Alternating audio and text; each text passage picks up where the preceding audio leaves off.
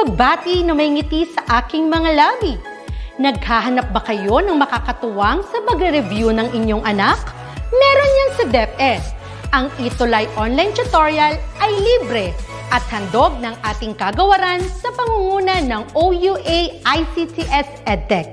Ito ay isang proyektong makatutulong sa mga mag-aaral, katuwang ang mga magulang o kasama sa kani-kanilang tahanan para masagutan at maunawaan ang mga modules. Hangad din ng programang ETUlay ang matulungan ang ating mga guro sa kanilang mga blended learning classes. Ang ating ETUlay ay mula kinder hanggang senior high school. Bukod sa academics, meron din tayong mga special programs gaya ng All is Wellness, Reading and Math Remediation, Storytelling, Mommy Tech Talks, Classes sa Gramatika, Speech Class, Financial Literacy, at marami pang iba. Pinalawig din ng ETUlay ang ating Alive program para sa mga mag-aaral mula grade 1 hanggang grade 3. Gayun din ay mayroon tayong ALS program at SPED tutorials na makasisigurong makakamit ng lahat ang inclusive education. May SPED hotline na rin para sa inyong mga katanungan patungkol sa special education. Kaya, subaybayan mula Lunes hanggang Biyernes, mula 9:00 ng umaga hanggang 7:00 ng gabi ang ating ETUlay. Sa ating pagtutulungan, maiaangat natin ang bawat isa. Ating itutulay ang pagkatuto upang di mapigil ang pag-aaral ng kabataang Pilipino. Itulay natin ito, sulong edukalidad.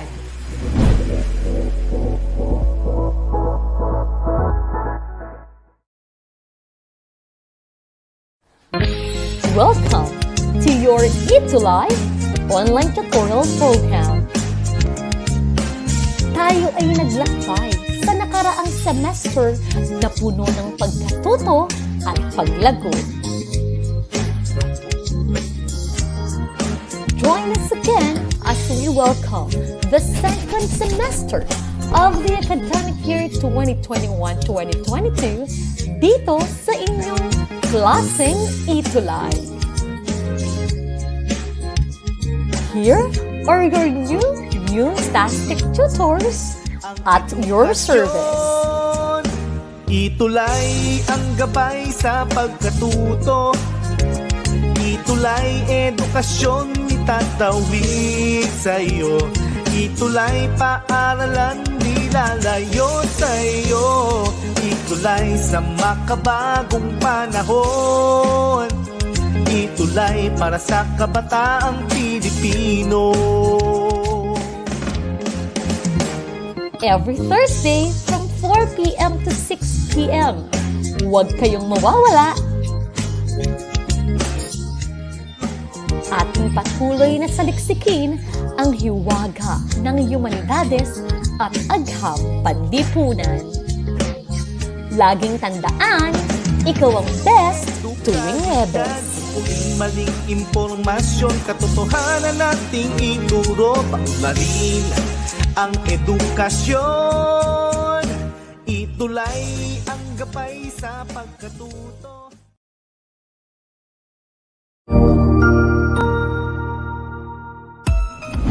Mabuhay! Good day to all! I am your tutor Madge. Welcome to ETUlay, a free online tutorial, an initiative of the Department of Education, Information and Communications Technology Service, Educational Technology Unit, ICTS EdTech. This program is aimed at helping and assisting learners from kindergarten, senior high school, ALS, Alive, and SPED learners. Aside from answering the modules, the ETUlay is offering programs which you will surely look forward to. Together with our parents and teachers, the ETUlay will bridge the gaps where difficulty and ease meet in learning new knowledge and skills. So, let us prepare our modules, pen and paper. Ready your mind to see and hear worthwhile and interesting lessons. Let us now study and learn, together with our volunteer online tutors. Tara na!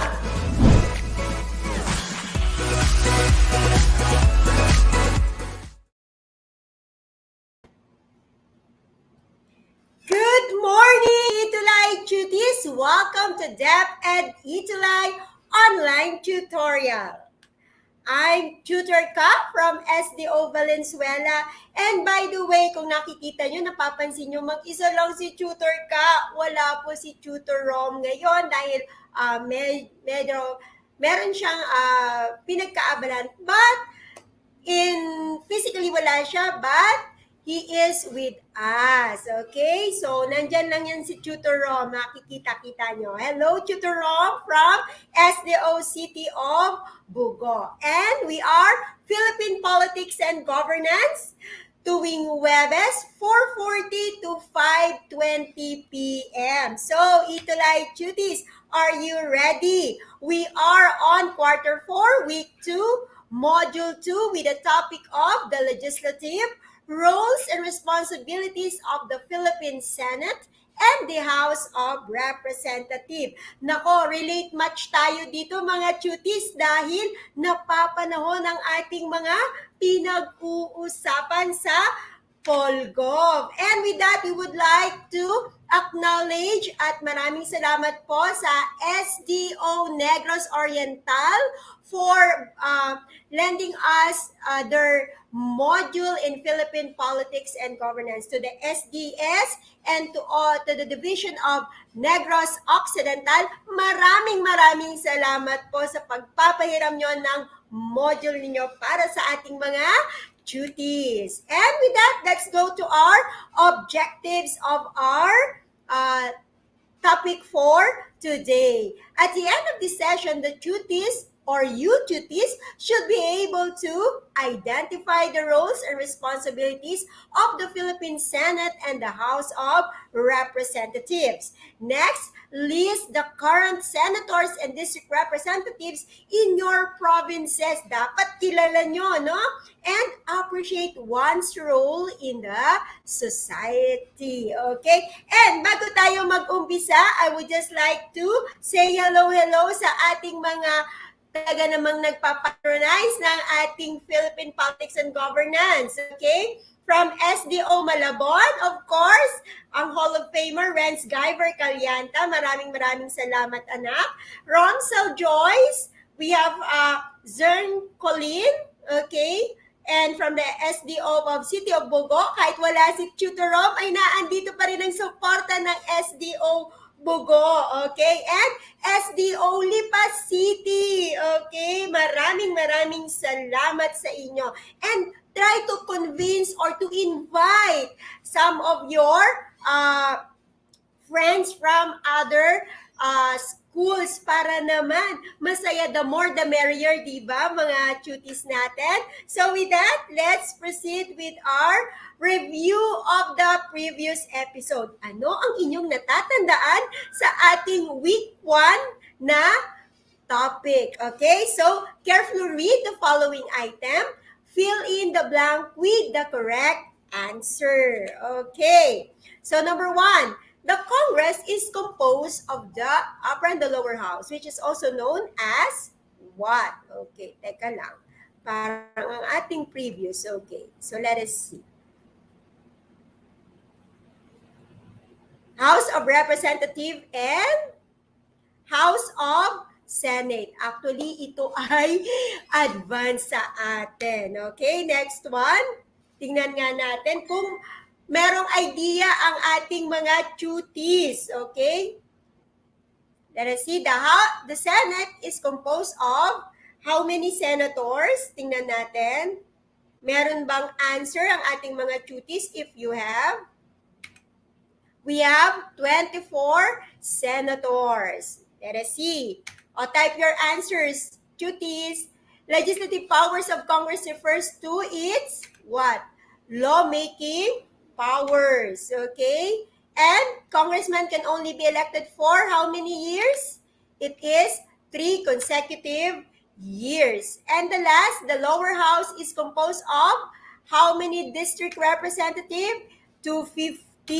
Yan ay depende pa rin sa kung may nadagdagan bang district sa isang probinsya. And with that, we have the Module 2, the legislative roles and responsibilities of the Philippine Senate and House of Representative. Okay, let's proceed. Kasi mahaba-haba talaga ang ating pag-uusapan ngayong hapon na ito. So, last episode, we talk about, pinasadahan na natin to, the three branches of the government. And we discussed first with the executive. Ano yung role ng presidente natin sa bansa, di ba? And the qualifications. Alam natin yung mga qualification ng pagiging presidente at vice-presidente. Okay? And the roles and responsibilities. Today, we will talk about the legislative, the lawmakers, yung mga nagpapasa ng batas ng ating bansa.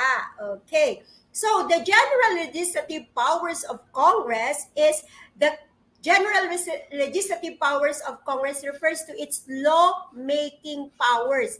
Ano ba itong sinasabing law-making powers? Okay? This is a law-making process in which a bill can be introduced either by the Senate or the Congress and by a senator or a congressman who sponsors that bill. Siya yung sumulat ng bill na yon. Halimbawa, yung bill regarding, let's say, yung pinag-uusapan ngayon, di ba? Yung, what do you call of that? Yung anti-hazing law, di ba? For example of that. Kung sino yung author noon, siya yung magpapasa ng bill na yon, wherein it is introduced to the House of Representatives, sa Congress, o kaya naman sa Senate, sa Senate, okay? And then, it is assigned, there will be an assigned committee para mag-research, mag-aral noon, okay? Mag-discuss kung ano ang dapat na kailangang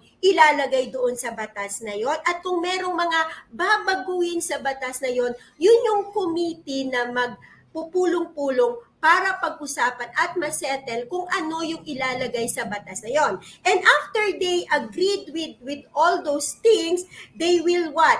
They will introduce it to the House of Senate or to the House of Representatives. Ilalatag nila doon and there will be a voting of all present ng House of Representatives at ng Senate. And with that, pag ang boto ay majority, nakakuha sila ng majority vote, and that law or that bill will be passed and there will be 3 readings in the House of Representatives. Pag pumasa doon, ipapasa sa House of Senate. Pagdating sa House of Senate, re-reviewin na naman nila yung bill na yon. Tama ba? Meron pa bang babaguhin? Meron na namang committee na mag-re-review noon. At pag yun ay pumasa na, babasahin ulit yun. Kaya nga may sinasabing first, second, third reading, di ba?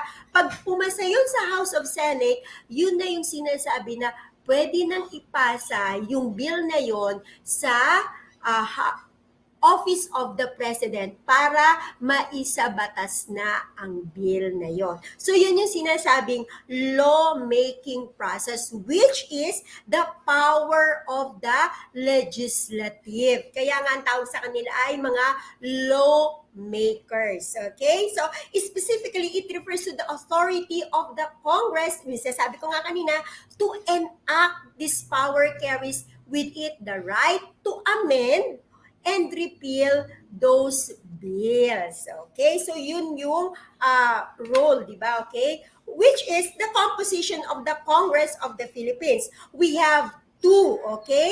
So, it is a bicameral Congress consisting of 2 bodies or the houses, the Senate or the upper house, while the House of Representatives or the lower house.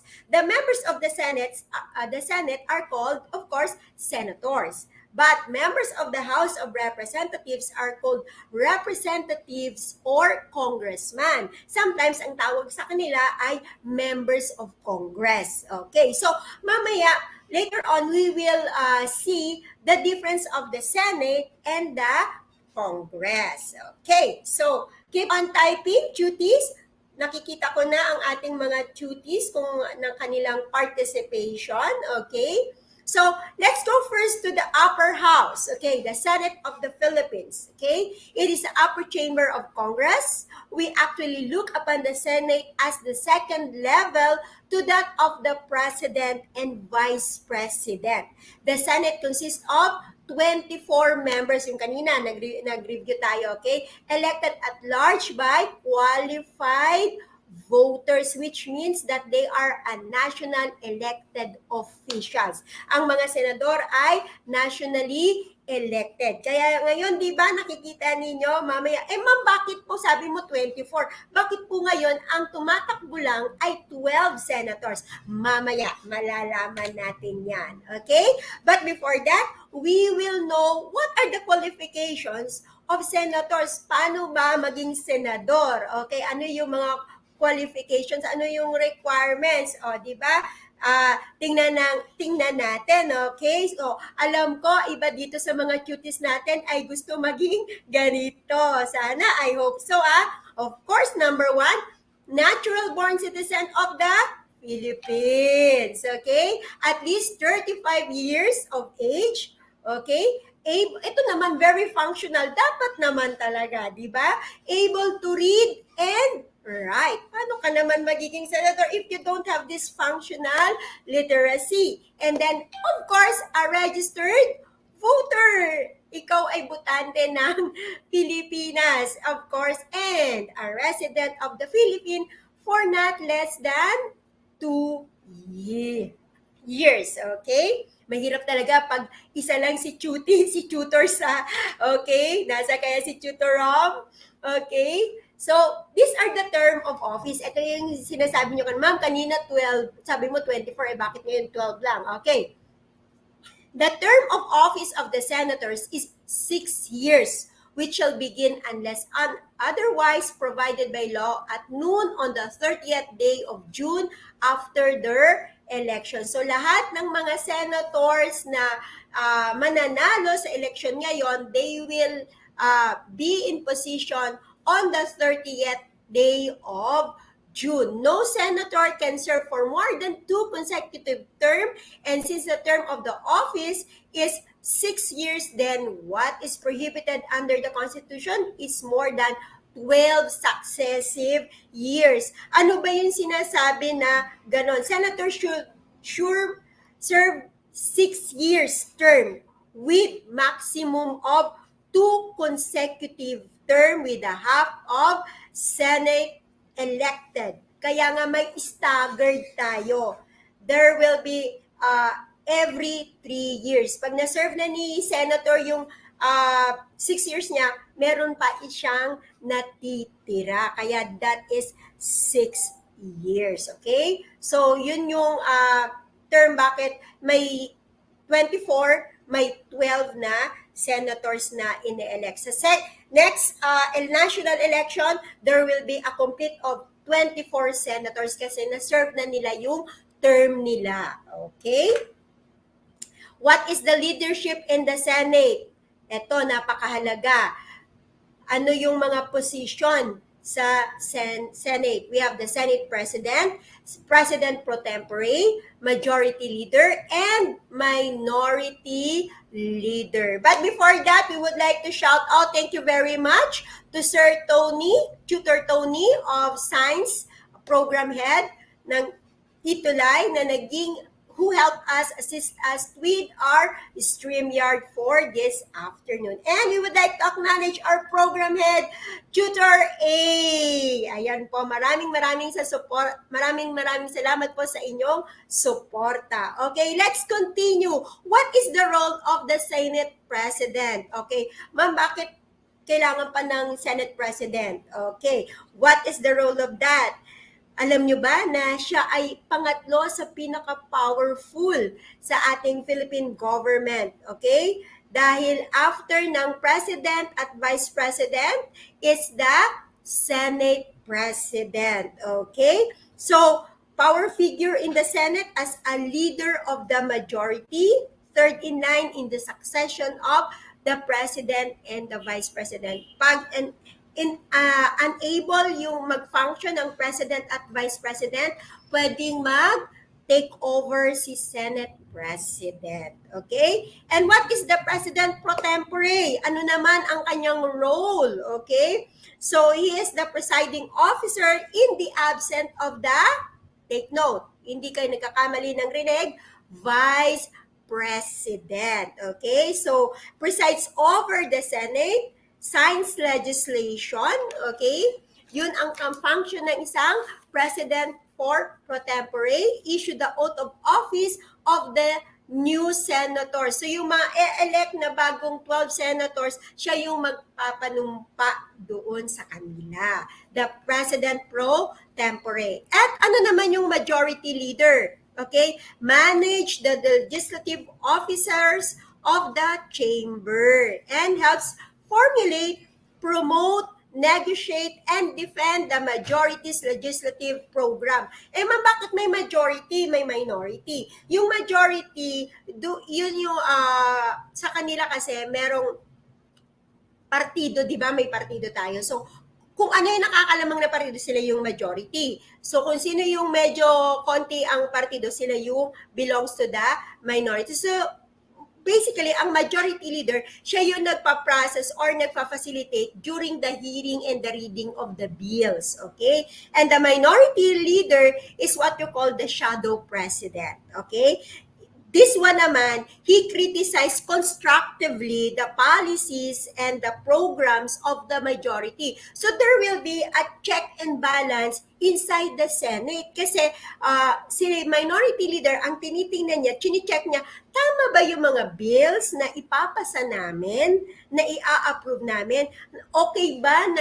Nag-a-agree ba yung aming principle sa minority doon sa majority? So there is a check and balance pa rin inside the Senate. Kaya nga, ang isang bill na pinag-uusapan ay it took time na nire-review nila dahil iniingatan nila dahil pag pumasa ang bill na yan at pinirmahan ng presidente ng Pilipinas at ipapasa sa ating mga tao, ang makikinabang ay tayong mga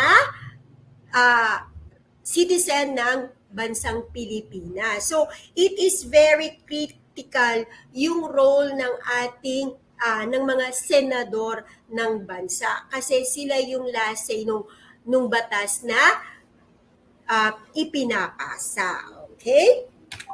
So, just type in, cuties, your opinions or you have comments regarding our discussion. So, let's go to the House of Representatives or the lower chamber. Okay?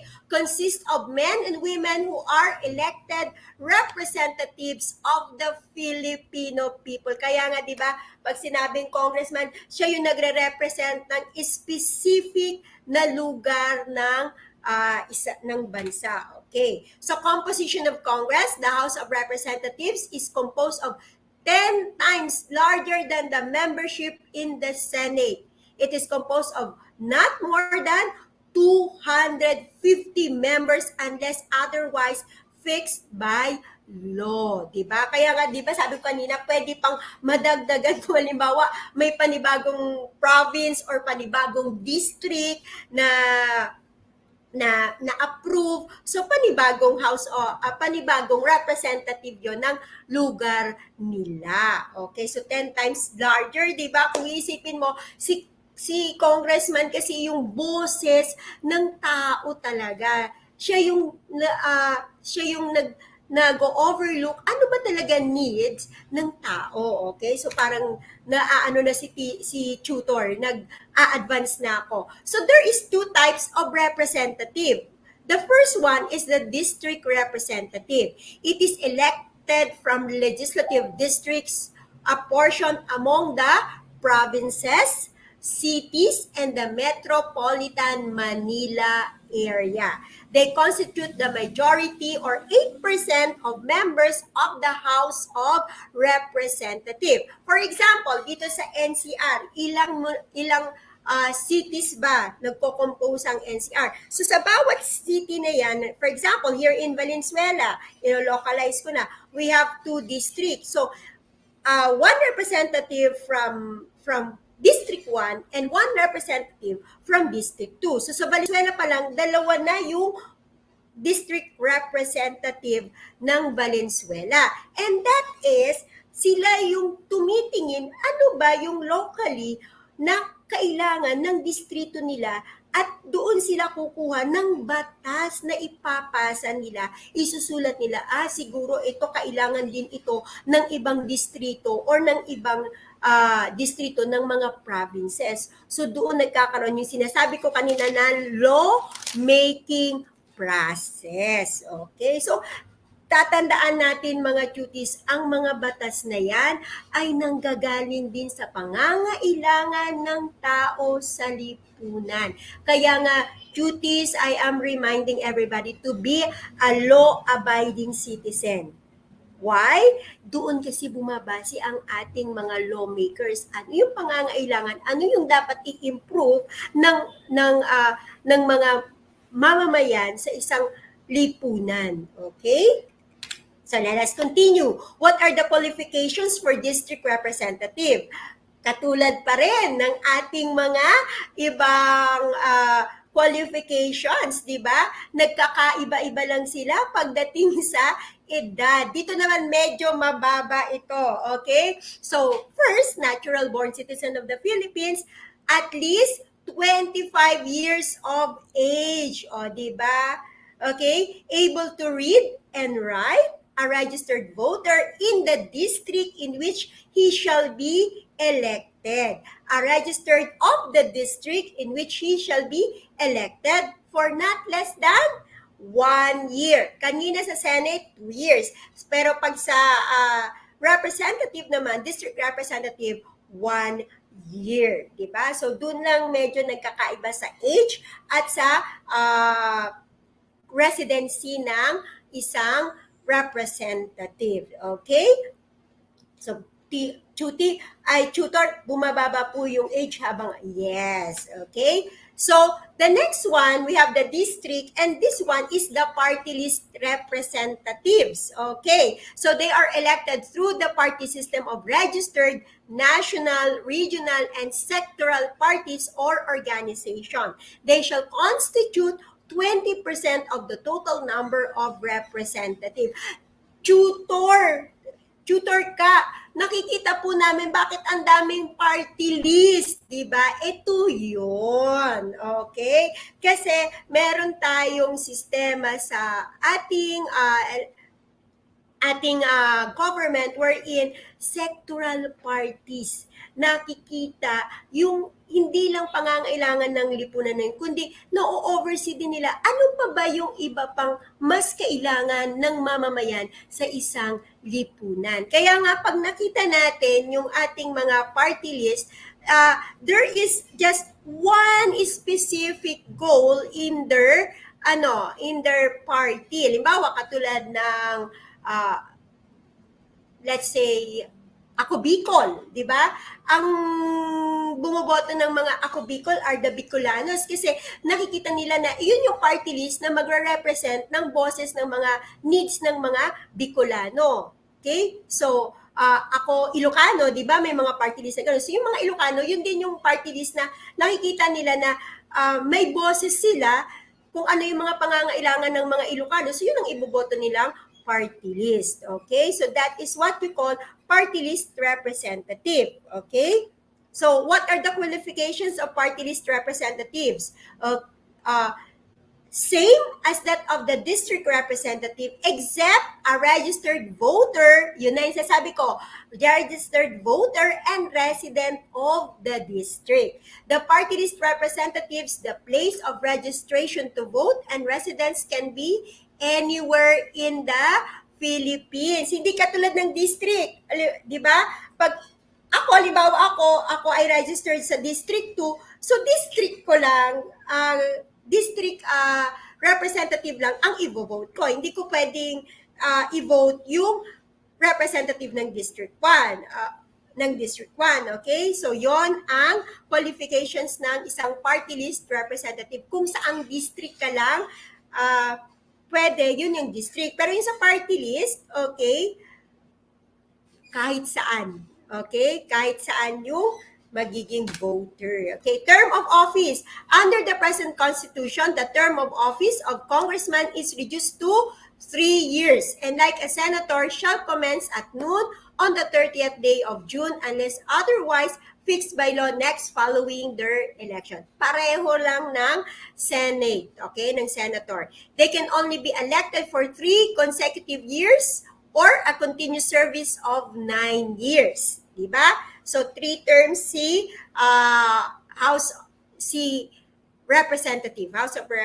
However, like the senators, there is no limit as to the numbers of years a person can hold office as a congressman. Okay? They can still be elected for the same office provided there is an interruption after serving the 3 consecutive terms. Halimbawa, ako, na-serve ko na yung 3 terms ko as a district representative. After ng third term ko, magpapahinga ako. Okay? Tapos, the next election naman, pwede na naman akong tumakbo as district representative. Nakuha yon, cuties? So, ganun lang yung pagkakaiba ni Senator tsaka ni House of Representative pagdating sa term of office. Okay? So, ganun ang nangyayari sa ating Philippine government. And what are the leadership in the House of Representative? So there is also the Speaker of the House. Okay? So the Speaker who presides over the House is the most important person in that body. Pang-apat siya sa pinaka-influence na position sa ating Philippine government. He is elected by majority votes of all the members of the House but in practice is chosen by the majority party, katulad nung sa Senate din. The House also elects deputy speakers for Luzon, Visayas, and Mindanao who assume the duties and powers of the speaker when he is absent. So merong parang representative si Luzon, si Visayas, and si Mindanao in the hearing or during the hearing in the House of Congress or the House of Representative. Okay, so with that, I hope na may natutunan ang ating mga ETUlay cuties. Okay, so let us see, medyo mabilis lang tayo ngayon. Dati nag-aano tayo, no? Nag-overtime tayo. Okay. So, let us go to our assessment. So, ETUlay cuties, I would like to see more comments dito sa ating section na to. Let's see kung ano ang ating mga natutunan sa araw na ito. Fill in the blanks with the options from the box. Okay. So, ito yung pagpipilian nyo, upper house, bicameral, lower house, and speaker of the house. Let us see. The Congress of the Philippines is a blank Congress. Let me see kung ano ang mga sagot ng ating mga cuties. Type in your answers on our comment box. Tingnan nga natin. ETUlay cuties, what are your answers? Let us see. So, pili kayo dyan sa apat na yan. Upper house, bicameral, lower house, or speaker of the house. Let us see. Hi to Cassandra. Hi to Zern Colleen. Hi to Joyce. Ayan. Hi to Romsen. Meron na ba? Let us see the answers of our cuties. Tingnan nga natin. Let us see. Ayan. So, the answer is bicameral. Okay, let us see. Next one. Consisting of bodies is, or the house, the Senate is blank. Is it upper house, lower house, bicameral, speaker of the house? Tingnan nga natin. O, kanina sabi ni Zern Colleen, bicameral. Yes. Sabi ni Zern kanina, bicameral din. Sabi ni Joseph, bicameral. Okay. So, number 2, it is what? The Senate is, tingnan nga natin. Is it bicameral? Is it upper house?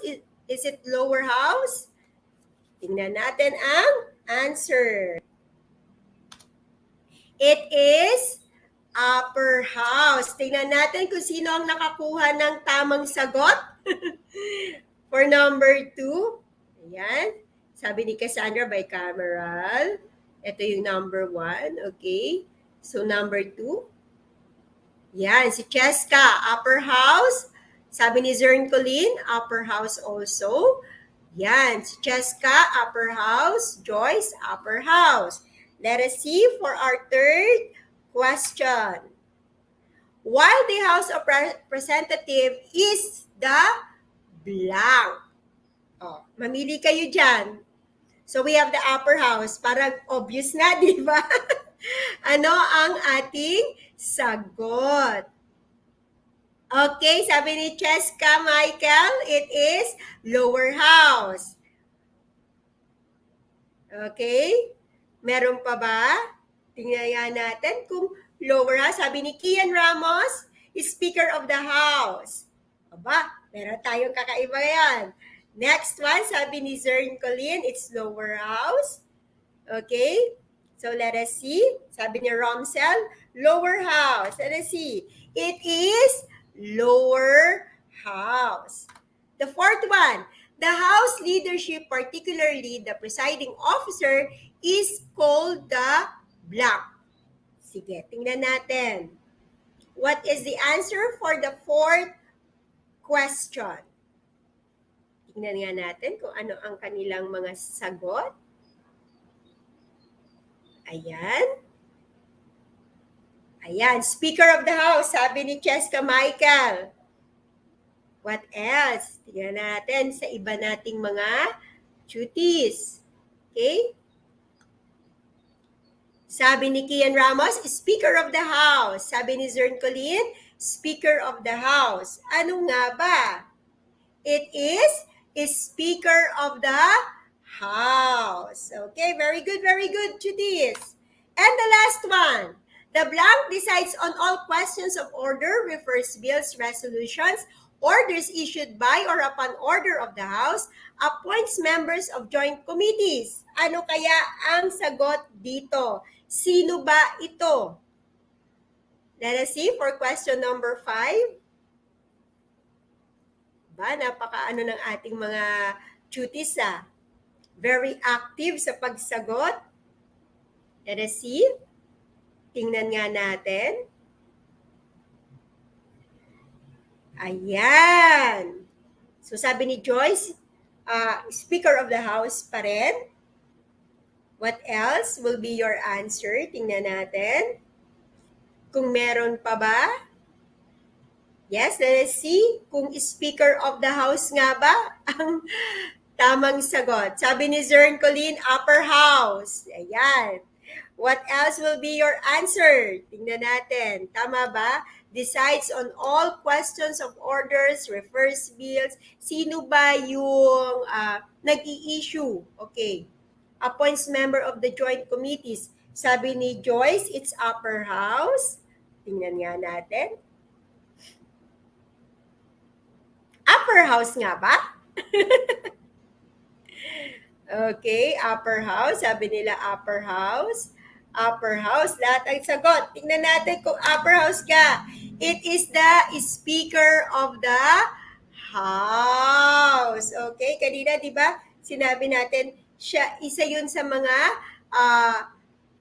responsibilities and roles ng Speaker of the House. And with that, we would like to say thank you to all the duties who is participating right now. Thank you very much for your participation. Ayan, si Joseph, humabol pa, Speaker of the House.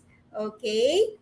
So, again, we would like to acknowledge all the SDO who is participating every Thursday sa ating Philippine Politics and Governance. And with that, these are your ETUlay Humanities and Social Sciences tutors for second SEM. Okay? And with that, I would like to say Diyos mabalos sa indo gabos. And for Tutor Rom, wherever you are, Tutor Rom, we will always remember that This is Tutor Ka saying kaalaman, karunungan, kapaki-pakinabang sa iyong kinabukasan. In behalf of Tutor Rom, if you want to learn, just roam around. Up next, it is Pulso ng Kabataan with Tutor Janine and Tutor Edson. With that, we will see you next time. ETUlay Tutis here in Philippine Politics and Governance every Thursday, 4:40 to 5:20 dahil ikaw ang best tuwing Webes. With that, we say, see you next time. Bye!